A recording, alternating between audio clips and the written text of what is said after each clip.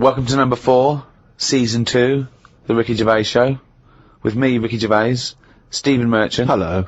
And Karl Pilkington. Right. Now, there's a lot of talk, Karl, that I bully you. Okay?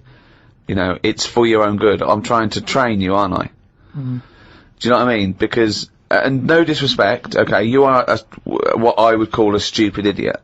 Well, can I just ask, because there's been an awful lot of emails that have said, will you and Steve please, stop calling Karl stupid? Now, right. They say, oh, it doesn't justify calling him stupid. Now, I don't know what part of injecting a 76-year-old woman in the head so that she lives her life backwards couldn't be considered stupid. Okay, then listen, right, I've found some things that I think will interest you, and I want your first thoughts on these, okay?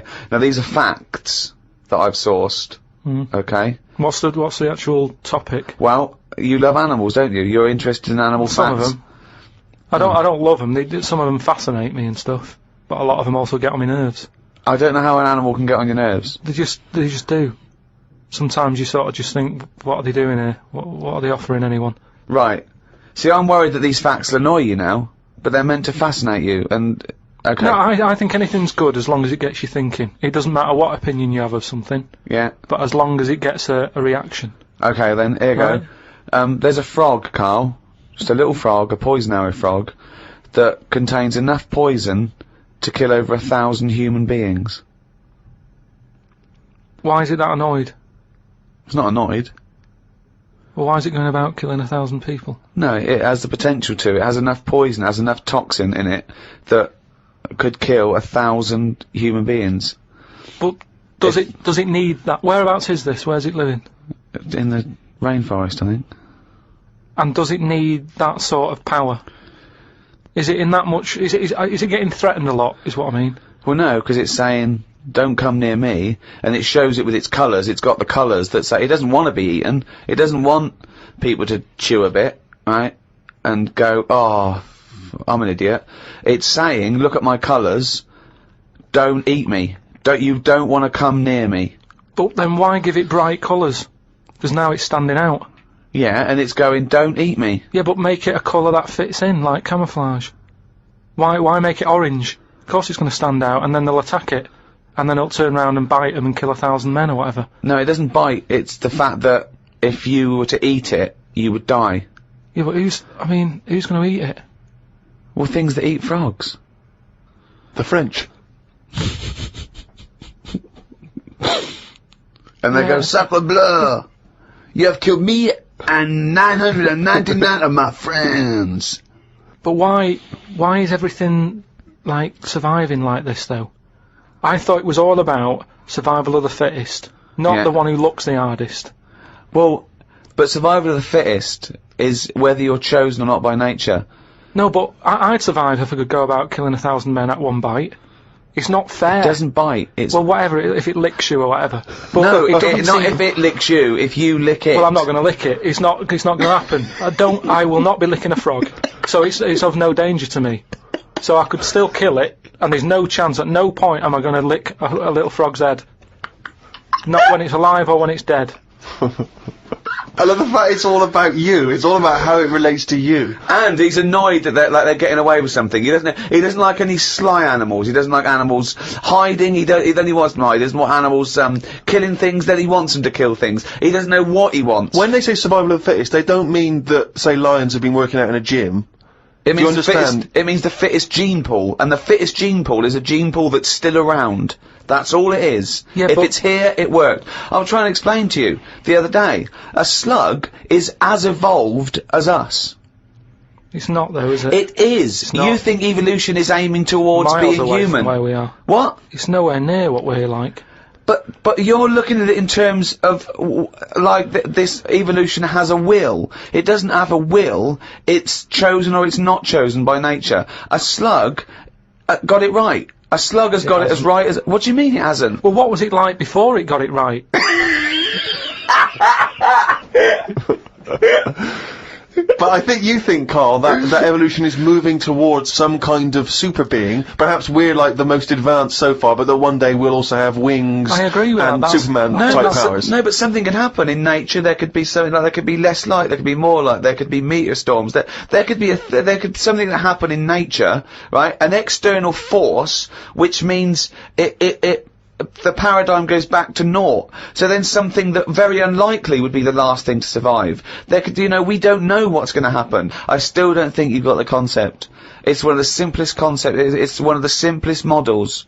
This is why Darwin's a genius. But you think that everything, slugs, cats, are all somehow, their ambition is to be like us, to be human, or to have the attributes like us, that they can speak, they can talk, they can think, they can act. Only because they don't. Yeah, but I only think that because when you see people with these pets, lizards, cats, whatever, they treat them like the humans. So I think if you do that enough times, they're going to start getting familiar with certain... Planet of the Apes. No, Yeah. I'm talking, of Planet of the Apes. Say like you with your cat, the way you talk to it, you give it a little cheeky massage and that when it's stressed out. No, you made that up that it was stressed out. I'm just playing with my cat, right? If anything, the cat is to de-stress me. So you're talking to your cat, Rick. Is it answering back much? How are the conversation's going with your cat? Well, I have more intelligent conversations with my cat than I do with him. Yeah, here's one, right? When my gran died, right, she had this rubbish dog, right, and that's all we got left.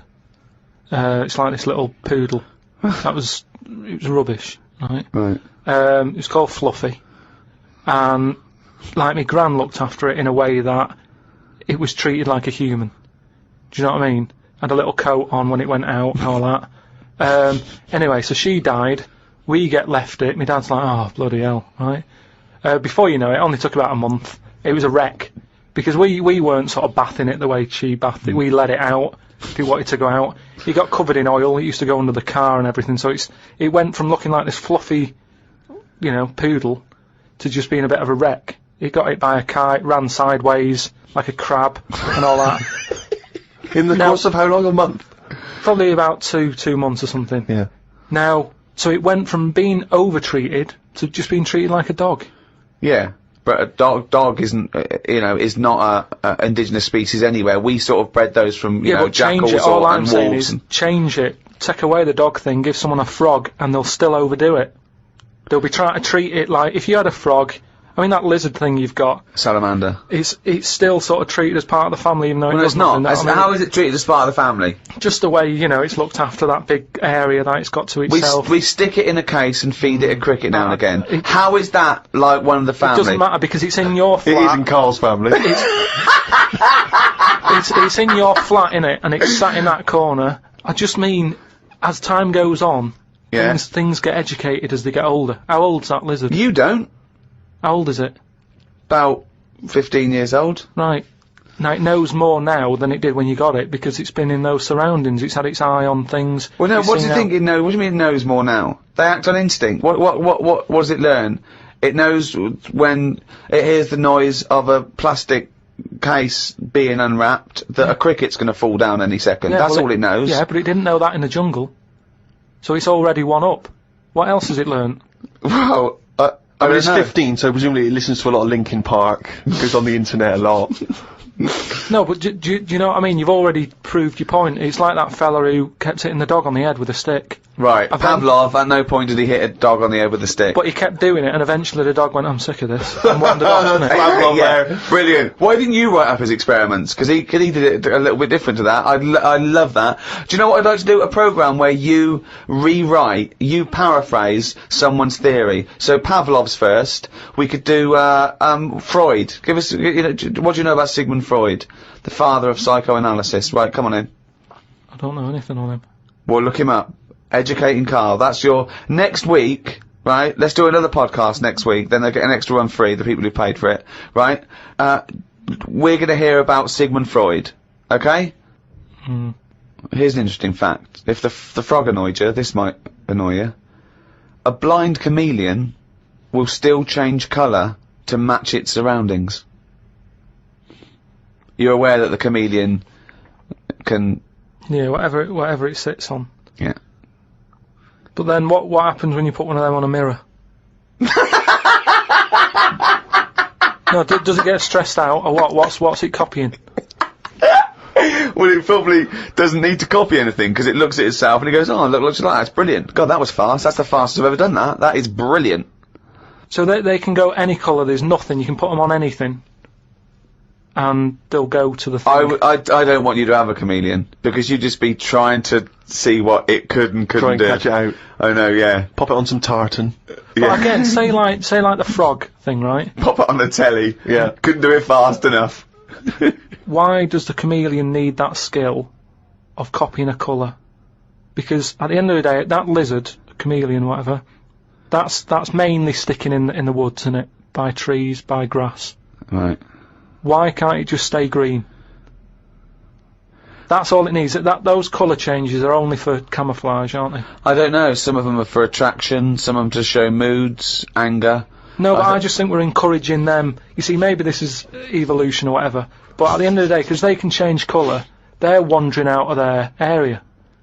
They can be wandering about, you know, through a car park and everything, just because they'll go, well, I don't want to get seen, change to the colour of concrete. Whereas... Or into the colour of a Fiat Punto. But they should just stay green. Stay green, right? Stay in the woods and stay safe. I love this public information for chameleons. Words of advice for chameleons. Oh, God. Stay green, stay in the woods, stay safe, good night. Oh, God. Why are there blind chameleons around? I'm assuming that the blindness has no impact on the colour change, presumably is an automatic. It must be. But then that's not going to wander about much anyway, is it? If it's blind, it'll probably stay where it is. So it doesn't need to keep changing. If you know what I mean. I don't know what you mean now. I never do, though. Right. The only time a turkey whistles is when it panics. Christmas time, then. Yeah. What do you think of that, Carl? It goes from one extreme to another, doesn't it? You've got a frog who's going mental, It's not going mental. killing thousands of people. No, that's not. That's got that sort of power. Then you got a turkey who's whistling for help. You think that you should redress the balance a little bit? You want to give... What would you do? Give the frog the ability to kill 500 and the turkey 500? I don't think you should be killing... I reckon 10. 10, because... You've made your point with 10, haven't you? Do you think that he's got 1,000 in his lifetime, like he's got 1,000 to kill? I don't think you understand. I just He think... doesn't really kill 1,000 people. That stat is about that if you were to boil up a frog, decant the poison, there would be enough poison to split between 1,000 people and kill them. It doesn't mean someone goes, frog, you have the power to kill 1,000 people in your lifetime. Choose them wisely. But I just think if it needs that sort of power... It should be fighting evil. Well, it's not... it's knocking about the wrong area, isn't it? If it's under that much danger, move.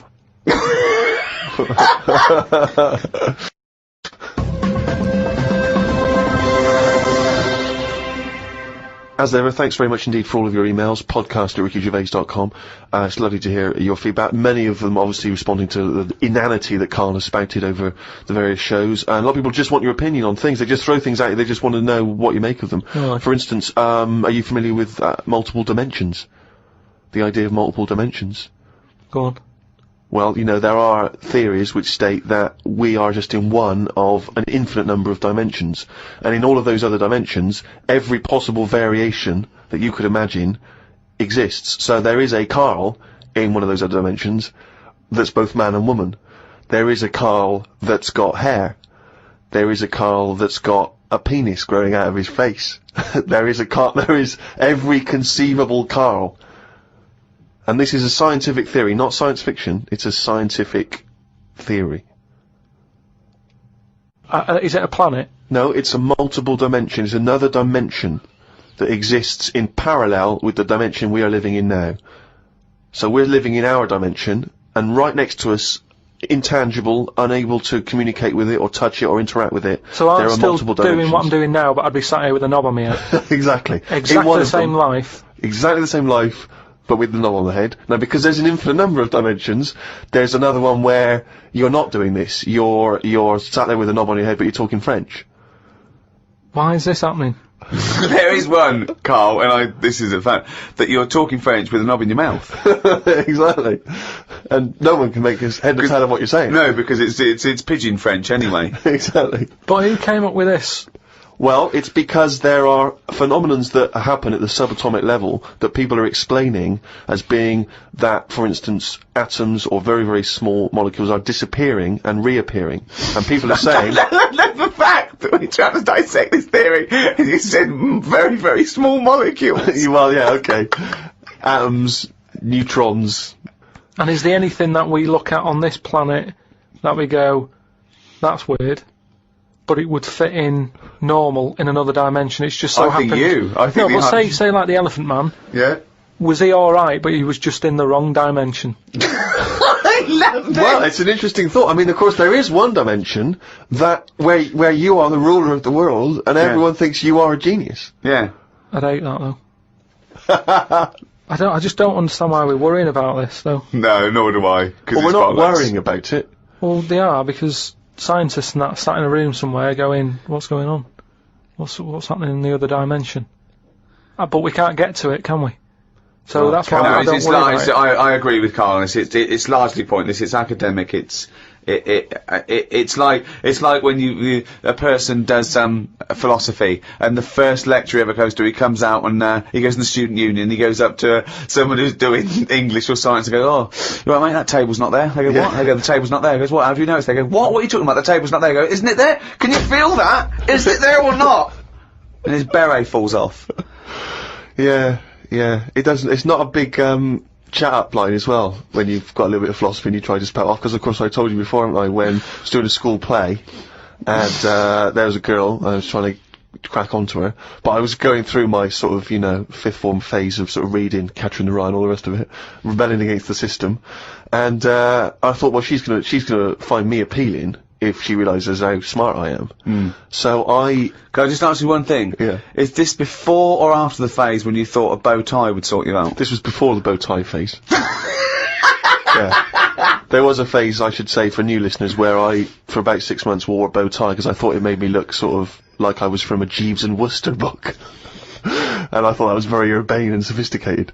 But, yeah, we're doing the school play, and, there was one point where everyone was hanging out in one of the rooms, music rooms, getting changed, joking, laughing, cracking onto each other, right? I was sat in the room next door, empty room, on my own, right? Reading Zen and the Art of Motorcycle Maintenance, the, sort of, kind of, populist philosophy book from the 70s. Just sat reading that, in the hope that she would, walk in the room, see me, think, my God, he's obviously wise, and presumably, get off with me. Must have sat there for about an hour and a half before anyone came in. And, she came in eventually, and, I thought, ding dong, this is it. She came in and said, "Have you seen Martin Wells?" I said, "I think he might be next door." She disappeared again. I gave her another 15 minutes on the hope that she'd come back. She didn't. Wait in the next room, she was getting off with Martin Wells. Oh no. Because he'd been dancing around with no trousers on. So, all I'll say is, there's a valuable lesson learned. I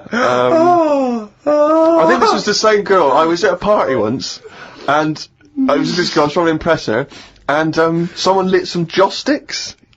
Just gonna give it a kind of hippie vibe, right? And I didn't know what joss sticks were. I thought they were some kind of drug, like cannabis.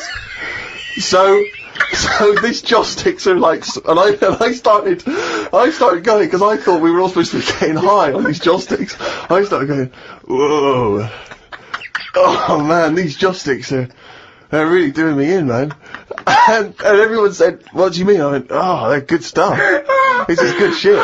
And they said, "What do you mean, joss sticks? They're not drugs, they're just an incense." And I went, "Yeah, I know, I'm just saying they smell great, is what I'm saying."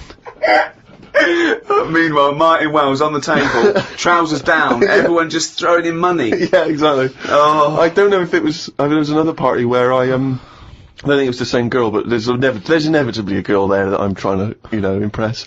And I went up to, it was a house party in someone's house, I didn't know anyone there really. I was only Steve, you come without trousers. Well, it worked for bloody Martin Wells. And I went up to the toilet, and I had to do, number twos. Brilliant. And I did them.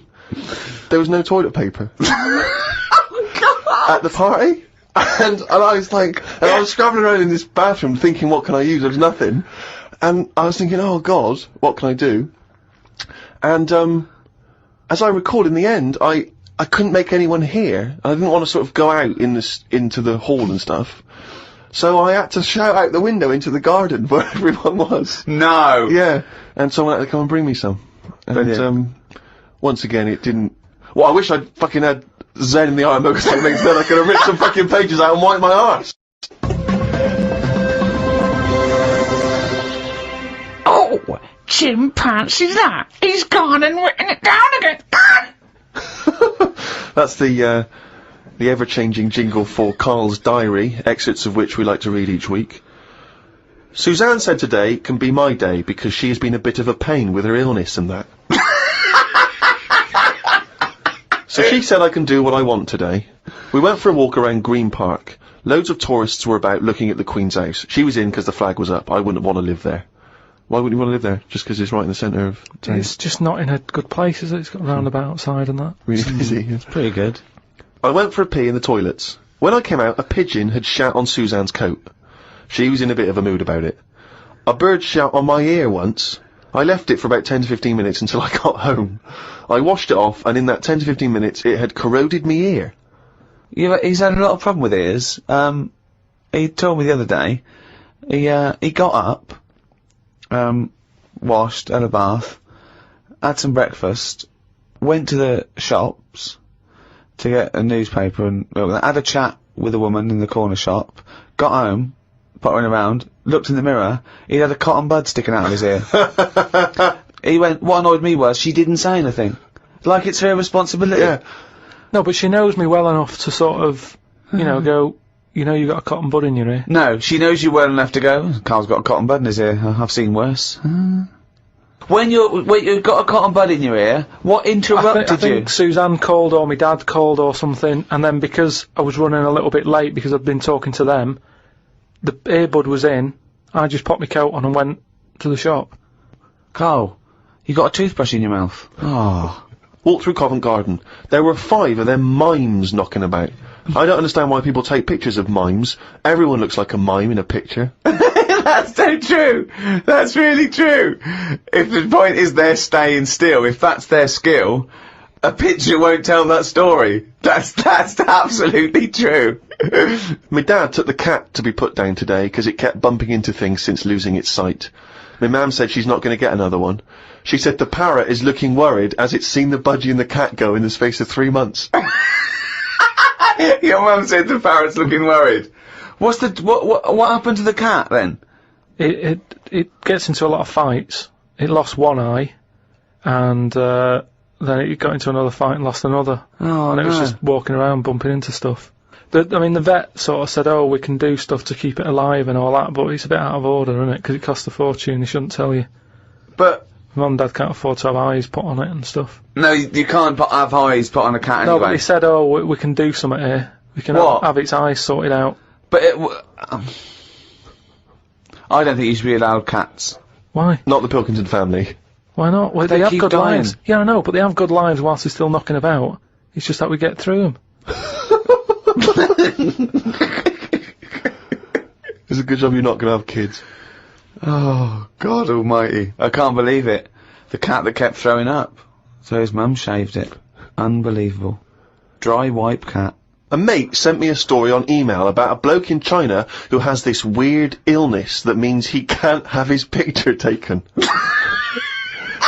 That's not the weird bit. If he tries, his body doesn't appear in the photo. Don't talk shit. He has had group pictures taken and everyone appeared apart from him. Don't talk shit. The That's story bollocks. had a picture next to it of a family photo and it said he was stood at the back, but you couldn't see him. Right, he wasn't in the picture. He was in the picture. No, he wasn't in the picture. We've done loads of tests and stuff. No, on him. I haven't done loads of tests. This is bollocks. There's no way this is scientifically possible. What's his yeah, now he's wanted. Just a white bit of paper up on the police wall.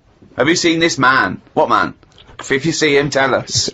You're talking shit. Suzanne watched the film You've Got Mail tonight for about the 14th time. I don't think you could properly fancy someone without seeing them, unless you're blind. I think it's odd when blind people have affairs. Why is that odd? Just because most stuff is based on looks, isn't it? So you think once they've found someone, they're happy with them, stick with them. But no, it's not true. Most things are based on looks. What I mean is when you first like meet someone and that. Well, then initially it's only looks because you don't know them. So that's what I'm saying. But that's a ridiculous thing to say, isn't it? Well, no, it's just what I think. I'm not saying that's like fact or anything. I'm just thinking if you're blind, why mess about? You're still basing on it if it's only looks that people find. What? Yeah, I'm just saying. So why is a blind person messing about having an affair? Because I'm saying that presumably that blind person isn't basing anything on looks. Alright, I mean, maybe that's not, I mean more like... Do you want me to cross it out? Shall I cross it out? It's just the same way, I think I put how, you know, people, I read something in a Sunday paper once with some bloke who was going out with some woman, he ended up going out with a sister who was a twin. If you're gonna have a change, have a change.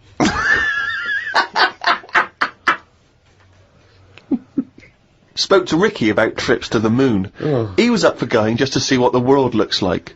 I came up with the idea of a giant mirror on the moon that would reflect the world back. He had a few questions, but I had the answers. Yeah. He changed the subject, I won. Right. My first question was, how would you get it up there? He said bit by bit.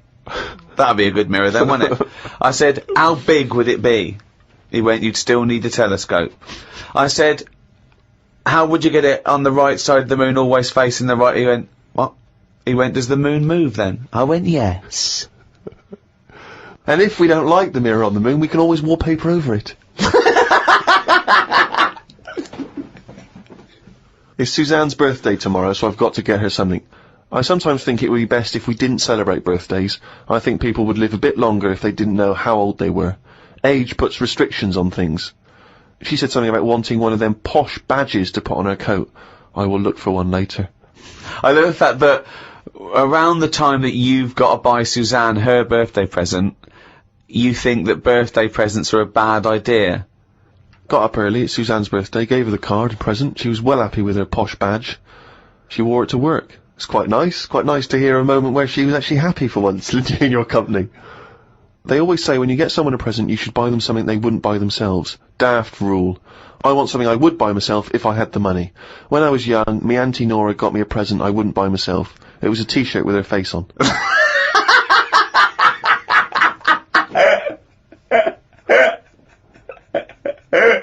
Looked at what's been going on in the world. Someone has found some people who live in an old town somewhere where they are so old-fashioned they still walk on all fours.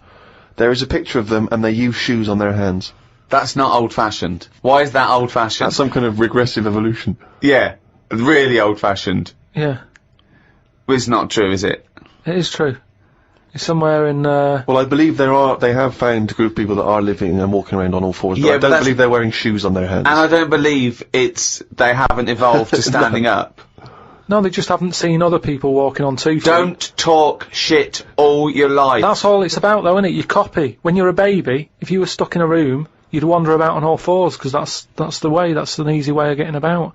So you only walk on 2 feet because you see everyone else doing it. Well, I don't believe that is the case, because as I understand it, some of the family are walking on 2 feet. So I don't know what the ins and outs of it are. I know there's a forthcoming documentary on the BBC, so maybe we should watch that and then we'll all know what's going on. Instead of just leaping to conclusions because you read half of it on the internet and then skipped on to something all else. I'm saying is, though, you would wear shoes on your hands if you're roaming about like that. So you just confessed there that you leapt from fact to fiction, did you, in the space of one diary entry? It's just that I saw a little picture. And you assumed that they'd be wearing shoes on their feet? If they've got shoes on their feet, they might as well have them on their hands, because their hands are doing the same as the feet. If you're not going to wear them on your hands, don't put them on your feet then. I'm beginning to think some monkey news was bollocks. Treated Suzanne to her tea, went and got her a curry from the shop opposite. While I waited for the food, I read a story in the Metro newspaper about an alien gang that kept appearing in someone's garden. Christ. The bloke moved, but when he used to pass the house at night, he would still see the aliens knocking about, hiding underneath his old shed. There was other alien stuff, but I had to go as the food was ready. Brilliant. Yeah, it's a bit annoying, that. Yeah, load of bollocks again. Well, good. More, drivel from Carl's diary next week. Right. Rogbusters. Quick. Right then, so last week gave you some initials, again, of artist or a band. Quick. Cryptic clue and that. Yeah. the first one I gave you, the initials were ND. Yeah. That Jamaican fella, he doesn't want anything, right? So you got to think about the accent there. Yeah. He doesn't want anything, so he's not sort of demanding anything. Okay. No sort of demand, nil demand.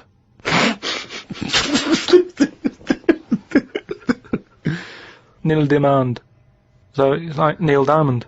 They'd say Neil Diamond, please. No, Could I have some Neil Diamond? No. Right. Nil demand. But just now it was all to do with I've got no demands. Now it's a Jamaican person going in and asking for Neil Diamond in a Jamaican voice. Yeah, I know, but it's a cryptic clue, innit? Doesn't work.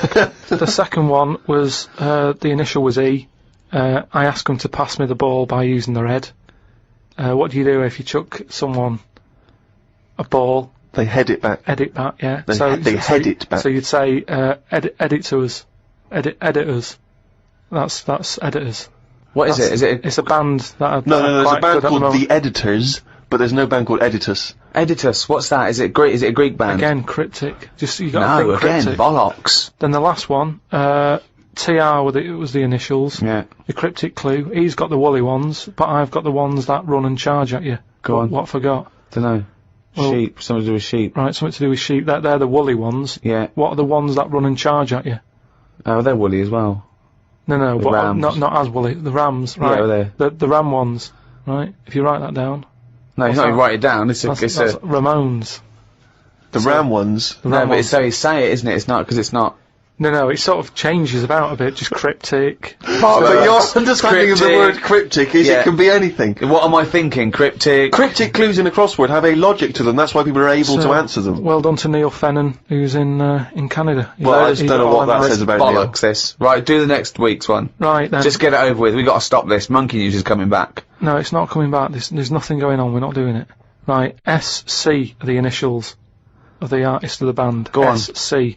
The cryptic clue. Don't just stop saying cryptic because it's not. The clue is, I went into the restaurant on Monday, Tuesday, Wednesday, Thursday and Friday, and the fella making the food was there each time. Right? SC are the initials. I went into the restaurant on Monday, Tuesday, Wednesday, Thursday, Friday, Saturday and Sunday if you want. The fella making the food, he was there each time. So you changed it. Was he there? SC. Was he there Saturday and Sunday or not? He can be if you want. I'm just saying he's there a lot. Oh, this Work it out, SC. is like pulling I'm teeth. trying to hurry it up. And the second one, go into that woman's store and rip her off. Right? Right. That's C. Okay. C. Go into that woman's store and rip her off. Okay. If you're going to do that. Oh, don't mumble at the end of it. Go on. Just do the clue. And the last one, the initial E, Last one ever. you have had a go at laying down a track, but it ain't perfect, right? So you're sort of making a track. No, Like just an do easy- the clue. You're making a track. You've Right, had a go at give us laying the it down, clue. Don't but it just ain't talk perfect. around it. Right, the initial is E. E. What's the clue? You have had a go at laying down the track, but it ain't perfect. Fine. A music track. Yeah. Well, no, but no.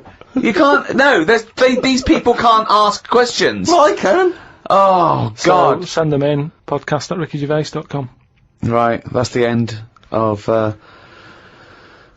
another Ricky Gervais show. Oh, thank God for that. Another one next week. We've got to give value for money because Oh. this is shit. So we've got to. What we do is because this is such dreadful bollocks, we're giving more of it. Yes, that's lucky them. Yeah.